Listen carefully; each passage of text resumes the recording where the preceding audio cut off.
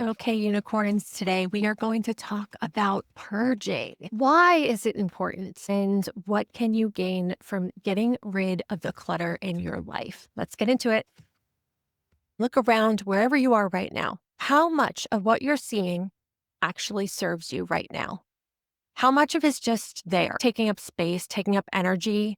And a lot of us don't realize that it is taking up your energy. I have this big sign on my wall and it says, the things that you own end up owning you. And I feel that in my bones. When I have too many things lurking in like closets, I feel completely claustrophobic. Like I can't really breathe in my own space and like the walls are closing in. And I'm so not a minimalist. I have respect for minimalism, but I'm not telling you to live with like 100 items or sleep on a mattress on the floor. I keep things that hold major meaning for me. So in my office right now, if you're looking at this on video, you can see the things that are around me. I have trinkets from my travels and reminders of experiences that shaped me, books that lift me up or inspire me, and pictures of people that I really love being surrounded by. These things get to stay because they feed my soul. Every time I look at them, I feel lifted and happy and excited or inspired or proud. Everything else, it's just taking up space without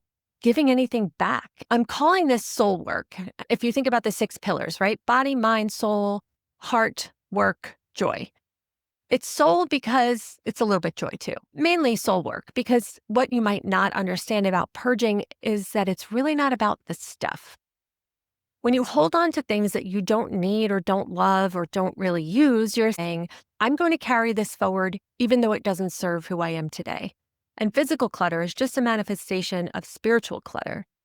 It's not just like woo woo spiritual stuff, there's actually real neuroscience that backs this up. When you look at visual clutter, your brain has to process every single item in your field of vision. So even if you're not consciously paying attention to it, your brain is working overtime to try and categorize, assess, and make micro decisions about everything you see. This creates something called cognitive load. And basically, your brain is trying to run like too many programs at once, like too many tabs open. Studies from the Princeton Neuroscience Institute found that physical clutter competes for your attention, which decreases performance and increases stress. Your cortisol levels, your stress hormones go up when you're in a cluttered environment. So when you're looking at things, you're subconsciously or consciously asking yourself, should I keep this? What if I need it? Maybe if I wear it again? All of those maybes like kind of live rent free in your brain, and it creates what psychologists call decision fatigue. I call it spaghetti brain when I have too many things happening, and purging my spaces really allows me to get rid of all of that. My cortisol drops, I relax, and you get a beautiful dopamine hit from creating order and making decisive choices. The UCLA Center on Everyday Lives of Families did this really cool study where they found that the more stuff people had, the higher their stress hormones. But it was especially true for women. Researchers found that women's stress hormones spiked when dealing with household clutter, while men's didn't as much. So if you're a woman and you're listening to this and you feel like clutter affects you more intensely than it affects your partner, if your partner is a male, you're probably not crazy. So what is the goal? What are we trying to actually achieve by purging? We're creating intentional space, like physical, actual space where everything has a purpose, space that reflects who you are right now and not who you were 5 years ago or who you think you should be. I know a lot of people might be listening to this and having heart palpitations because the idea of getting rid of anything is painful. And I totally understand that. There are people in my life that I've helped purge things and that they truly believed in their heart of hearts were essential to keep.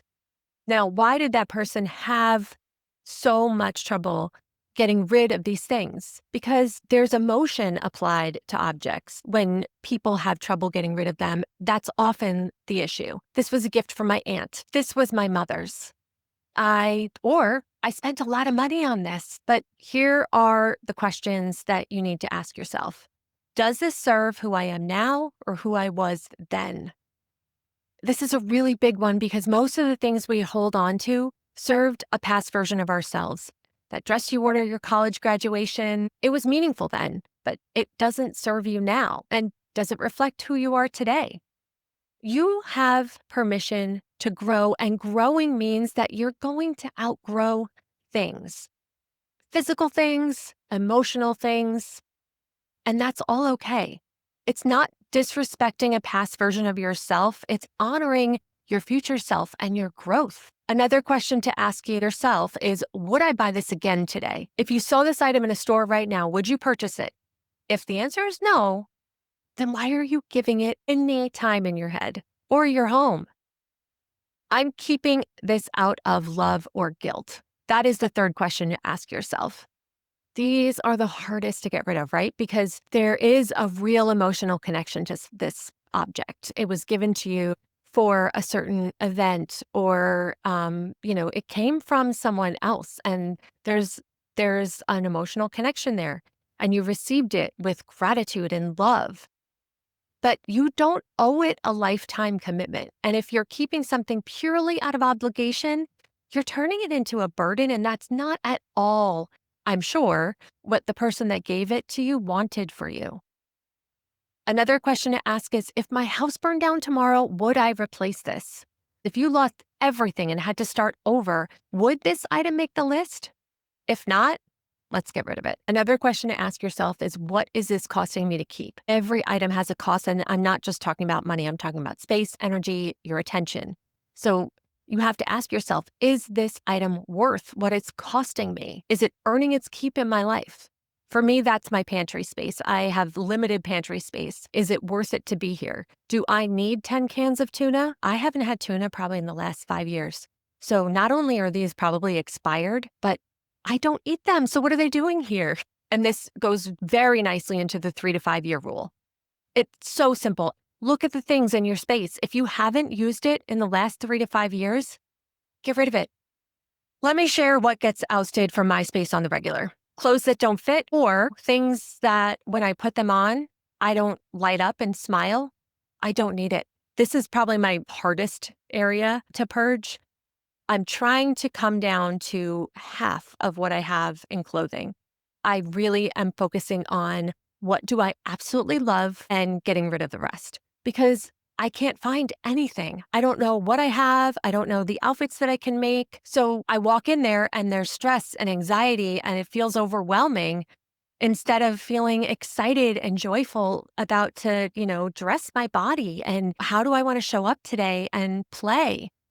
So also, anything that I haven't used in the last 3 to 5 years, immediately gone. I am not going to suddenly need this in the next month. And if I do, I have to repurchase it, and that's fine. Books that aren't really my thing anymore. So a lot of either I've read it so many times and I don't keep coming back to it. It served its purpose. I gift it to someone or donate to my local church or savers. There are always places that you can send your unwanted items. Exercise equipment for things that I'm not interested in anymore. The Thigh Master that I used to have, I don't need it. I have other things, especially if you are someone that goes to the gym very often and you don't work out at home. Why do you have home equipment? Get rid of it. Old toys, puzzles, and games that we don't play. I go through our toy closet, if you will. Everyone in my house is grown now, but it still that serves that purpose. And there's so many things that I look at and I'm like, okay, we tried that game and that was not fun. Expired makeup and skincare is another one I probably go through maybe twice a year because it just builds up. Cleaning products under the sink. I mean, how many cleaning products do you have that you probably had for 10 years? Look at what's there. Try and just get down to one for each purpose and then get rid of the rest. Trinkets and decor. So wall art, things like that, the live, laugh, love that you still have, those paint nights where you did that painting that you can't stand, but some reason you want to keep it, they don't need to be in your life anymore. This one's huge. So restocking my pantry on autopilot. I was going through the pantry and I'm like, why do we have all this stuff? I was throwing out so much food. I was doing the same thing with my fridge. I was just buying things over and over again that I knew my family liked, but wasn't part of our meal plan for the week, but just repurchasing them to repurchase them. And then I was throwing out so much stuff. I don't buy things just because they're on sale. If I buy, 10 cans of black beans, that doesn't leave space for the can of tomatoes I need that week or whatever it is. It's made such a huge difference. I can look in my pantry now and I have 10 cans of, things that I know I need. and I can actually use them before they're expired. So only buy what you need and what you're going to use within the next few weeks. The other part of this is I very carefully curate what comes into my house. So if I pick up something new or if I bring something new home, what is leaving to give this object space? And I will think about that standing at, let's say, Home Goods in the aisle. And I know I want something and I love it, but what am I going to release at home? Where does this specific thing go? Do I have a spot for it? And if I don't, I leave it there. How many times have you bought something thinking, oh, I'm going to use this because I am going to start running, or that weight vest because I want to walk every day? Well, did you? There's no shame in not doing it. But, moving forward, really thinking about, okay, I haven't started walking yet. Maybe I'll wait until I'm actually in a couple miles or been doing this for a few weeks. There's something sacred about looking at an object and saying, thank you for what you were to me, but I release you now. It's not throwing things away, it's completing a cycle. And that's going to let your energy move instead of keeping it stuck. When you surround yourself only with the things that serve you, inspire you, and bring you genuine joy, you're creating a physical environment that supports your soul's evolution. And your home becomes a reflection of your inner world. And when those things are aligned, that's when you feel this deep sense of peace. So here's what I want you to do today. One small space, just pick one area in your house. It could be a drawer, it could be a box, a shelf, a corner, but go through it with these questions in mind. Does this serve who I am now? Would I buy this again today? Am I keeping this out of love or guilt? Have I used this in the past 3 to 5 years? Any of these items that don't pass the test? Gone. Thank you for your service. Release it. Don't overthink it. Don't make it a whole production. Just start. You don't need permission to let go of these items. You don't need to wait for the perfect moment. You don't need to ask anyone else if this is okay.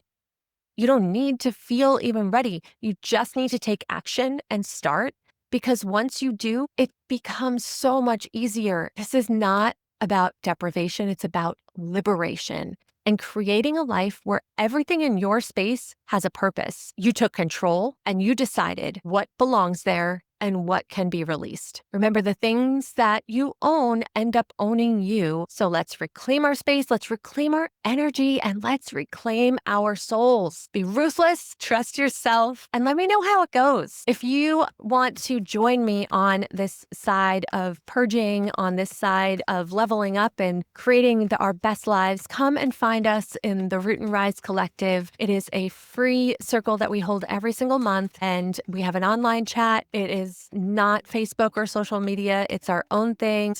I would love to see you there. I have all those links in the show notes, and I would love to hear from you. Wherever you're listening to this, leave a comment. Let me know what you purged, what you got rid of, and how did this feel for you? I'll see you next time.